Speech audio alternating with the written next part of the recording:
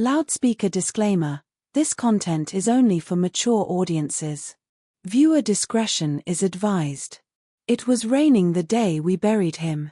The kind of soft, steady rain that doesn't scream grief but whispers it.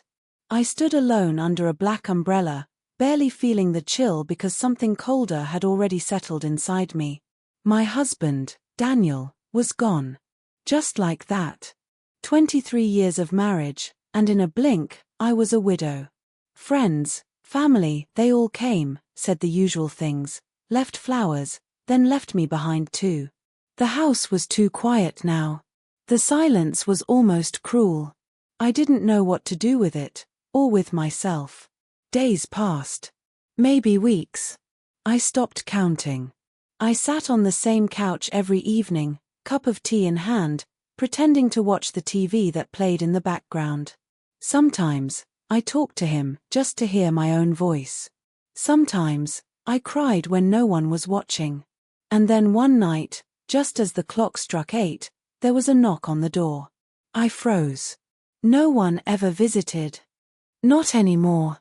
I wasn't expecting anyone. When I opened it, I didn't know what I felt: shock, confusion, maybe something else I didn't want to name. It was Luke. My stepson.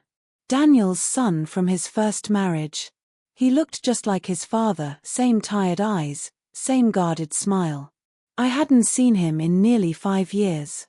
"Can I come in?" he asked. And just like that, the silence shattered. We sat across from each other, neither of us knowing what to say at first. He looked older than I remembered, more worn. He fidgeted with the sleeve of his coat, and I could tell he wasn't just here to check in. He had something on his mind. And so did I. Something unspoken lingered between us. A heavy pause. A memory. Maybe even a regret. "I should have come sooner," he said. But he hadn't. And I had questions. About the past. About why he'd stayed away. About what he was really doing here now, of all times. There's so much more to this story than I can tell you right now. But what I can say is, that night was the beginning of something unexpected. Something complicated. It wasn't just about grief anymore. It was about connection, wounds that never healed, and the surprising ways people find each other again when they least expect it. So what do you think brought Luke back after all these years? Drop your thoughts in the comments. Was it guilt? A secret? Or something else entirely? Tap the poll above and let's see what everyone thinks. And don't forget to like and subscribe, because trust me, you're going to want to see where this story goes next. Luke stepped inside slowly, like the house might remember how long he'd been gone and push him back out. He glanced around like a stranger, even though he'd spent half his teenage years here. I watched him take it all in: the worn-out couch, the dusty piano Daniel used to play, the photo of our wedding still sitting on the mantel. Nothing had changed. Maybe that's why it felt so heavy. I offered him tea, more out of habit than hospitality. He nodded but didn't touch the cup when I set it in front of him. The silence between us stretched, but it wasn't peaceful. It was full of weight, things unsaid, years lost. "Why now, Luke?" I asked, not accusing, just tired. He looked down, then finally met my eyes. "I heard about Dad a few days after it happened. I was in Nevada. Working." I didn't know what to say. "You could have said anything." He nodded, slowly. "I wasn't sure I should come. I didn't know if you'd even want to see me." That stung more than I expected. After everything, did he really think I hated him? I didn't. But I wasn't sure I forgave him either, not yet. He used to be so close to Daniel, at least in the early years. But after his mother passed, something shifted. He pulled away from his father, from me. I never knew why. He left when he was 20, and after that, the phone calls stopped coming. Daniel worried, but he was too proud to admit it. I think he hoped Luke would come back on his own. Now here he was, standing in the middle of a grief that had aged like wine, deep and bitter. "You know," I said, softer, Daniel asked about you every week. Right up to the end. Luke looked down again.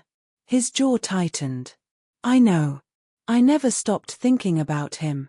Then he reached into his coat pocket and pulled out a small envelope, sealed and slightly worn. He wrote this, Luke said, placing it on the table between us. For you. He gave it to me years ago. Told me to only give it to you, if something happened. I stared at it. My heart skipped. What's in it? I didn't read it, he said. But I think he knew something. Something in his voice made me lean forward, breath-catching. What do you mean? Luke hesitated, eyes flicking toward the dark window behind me. There's more, but you might not want to hear it. I didn't touch the envelope. Just stared at it like it might move on its own. A letter from Daniel, written before he died, given to Luke, of all people. Why? Why hadn't Daniel ever told me? My heart beat faster, but I didn't open it. Not yet. Something about the way Luke looked at it made me nervous. Like he already knew it would change everything. Why didn't he just give it to me himself? I asked. Luke looked away. I think he meant to. But he was scared. Or maybe he didn't want you to look at him differently. Look at him differently? I had loved that man for over 2 decades. What could possibly be in that envelope that would change that? But deep down, I already knew. Grief isn't just about missing someone, it's also about the things they never told you. The questions they left behind. Luke shifted in his seat, the old couch creaking under his weight. There's something else I should tell you, he said quietly. Dad didn't die the way they said. My stomach turned. I blinked at him, unsure if I'd heard right. They told me it was a heart attack, I said. Luke nodded. That's what the hospital said. But before that, he called me. Said he was being followed. That he thought someone was after him. I felt like the room got smaller. Why would anyone be after Daniel? Luke leaned forward, elbows on his knees. I don't know. But he was scared.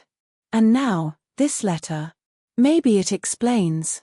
Still, I didn't reach for it. Instead, I asked, do you think he was involved in something? Luke didn't answer at first. He used to get these calls. I remember. Back when I lived here. He'd take them in the garage, real quiet. I asked him once, he said it was work stuff. But he was retired, wasn't he? Yes. Daniel had retired 2 years ago. We lived off his pension and savings. I never thought twice about the phone calls. We all keep little things to ourselves, don't we? I just never thought his secrets would come knocking after his funeral. The rain outside grew heavier, drumming against the windows like it was trying to warn us. You know, Luke said, there's a name he mentioned. Just once. Before he died. I wrote it down. He pulled out a crumpled slip of paper and slid it to me. A single name was written on it, in Daniel's handwriting. Who's Myra? I whispered. Luke didn't know. Neither did I. But just the sound of that name made my skin crawl. Was this woman part of Daniel's past? Or something more recent? Someone who could explain the fear in his last days? Tell me in the comments, do you think Daniel was hiding something dangerous? Should she open the letter now, or wait until she learns more about this mysterious woman Myra? I finally picked up the envelope. It felt heavier than paper should. Luke watched me closely, but I couldn't bring myself to open it, not yet. I turned it over in my hands like the answers might seep through if I held it long enough.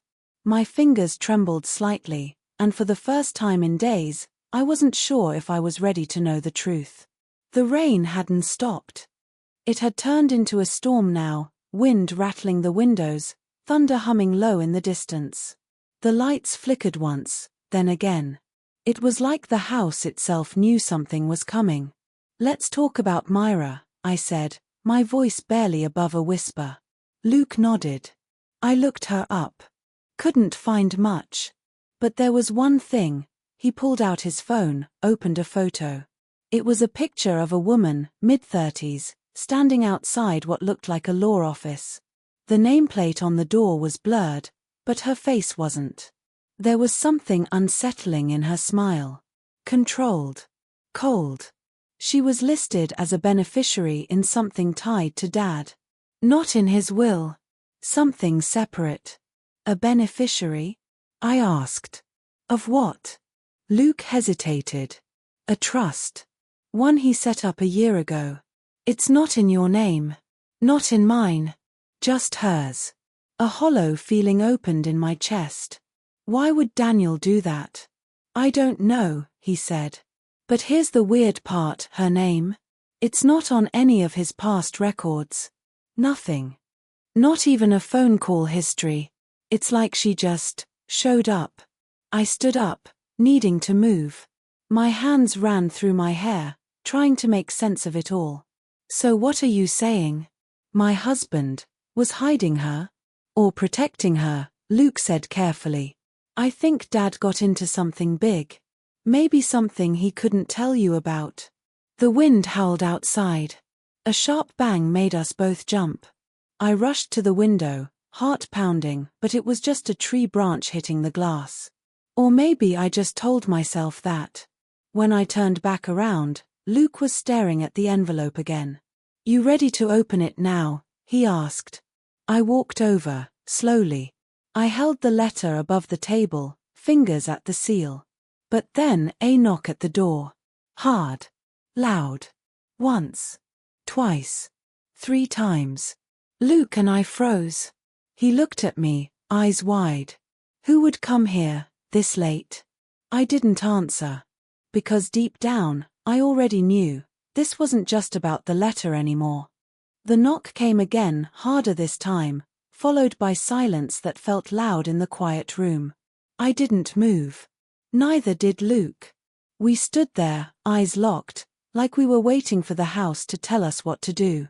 Then a voice, low, female, came from the other side of the door. I know you're in there, Helen. My name. She said my name. Luke stepped forward instinctively, but I stopped him with one hand. That voice didn't sound like a stranger. It felt familiar in the worst kind of way, like a memory you try to forget. I crossed to the door slowly, unsure of whether to open it or not. My hand hovered near the knob, shaking. Who is it? I asked. There was a pause. Then, Myra. The name hit me like cold water. Myra. The name on the paper. The beneficiary. The woman Daniel had hidden from me, or maybe tried to protect me from. Luke stepped beside me. Don't open it, he whispered. But I couldn't just leave her standing out there. I unlocked the door only halfway. Myra stood there in the storm, drenched, her dark coat clinging to her body, her hair soaked and wild. But her expression was calm. Too calm. I need to talk to you, she said. Alone. I didn't move. What do you want? She glanced at Luke. Not here. Not in front of him. Luke stepped in, protective. You're not coming in. Myra looked at him like he was a child playing grown up. Then back at me. Daniel and we were involved in something. He didn't tell you everything. I need to explain before someone else finds out I came here. I could barely breathe. Are you saying he lied to me? I'm saying he tried to protect you. From people you don't want to know. Luke took out his phone, already dialing. You need to leave. But Myra didn't flinch. He told me if something happened to him, I should come here. That you'd understand once you read the letter. She held something up, a flash drive. This is what they were after. That's when I realized this wasn't just about secrets. This was about danger. About Daniel hiding something bigger than another woman or a separate life. This was about survival. Luke stepped forward. You're lying. Myra smiled faintly. I wish I was. Then she turned and walked back into the night, vanishing into the storm like she was never there. I stood frozen in the doorway, the cold wind pulling at my clothes. I shut the door slowly and turned to Luke. She knew about the letter, I said. She knew everything. Luke stared at the flash drive in my hand. What do we do now? He asked. And I didn't have an answer. So tell me, viewers, would you trust Myra? What would you do with the flash drive? Would you open the letter now, or wait until you know what's really on that drive? Your choice might just change everything. I sat at the kitchen table while the storm finally began to quiet outside. The flash drive lay beside the envelope, both untouched. Luke paced behind me, glancing at his phone, then at the door, like Myra might suddenly return. I think it's time, I said, more to myself than to him. I opened the envelope first. Daniel's handwriting spilled out onto the page. I recognized the shaky loops, the way he curled his E's and crossed his T's too low. It started simple. A love note. A goodbye. Then it changed. He wrote about things I never imagined, names I didn't know, meetings in secret, something called Project Wren. It sounded like fiction until he wrote, "If this gets to you, it means I couldn't stop them." Luke leaned over my shoulder, reading with me. Who is them? I shook my head. The letter didn't say. It just mentioned the flash drive, telling me to plug it in and take it to someone named Harold, Kentucky. He'll know what to do, Daniel wrote. So we did. Luke's laptop lit up the room in pale blue light as he plugged in the drive. A folder appeared immediately, dozens of files, encrypted and labeled with dates. Most of them had government tags. Internal memos. Transaction records. One stood out, a video file titled Myra05_12. I clicked it. The screen flickered. A blurry image came into focus, Daniel, seated in a car, filming himself. He looked exhausted. Scared. If you're watching this, it means I couldn't run anymore, he said.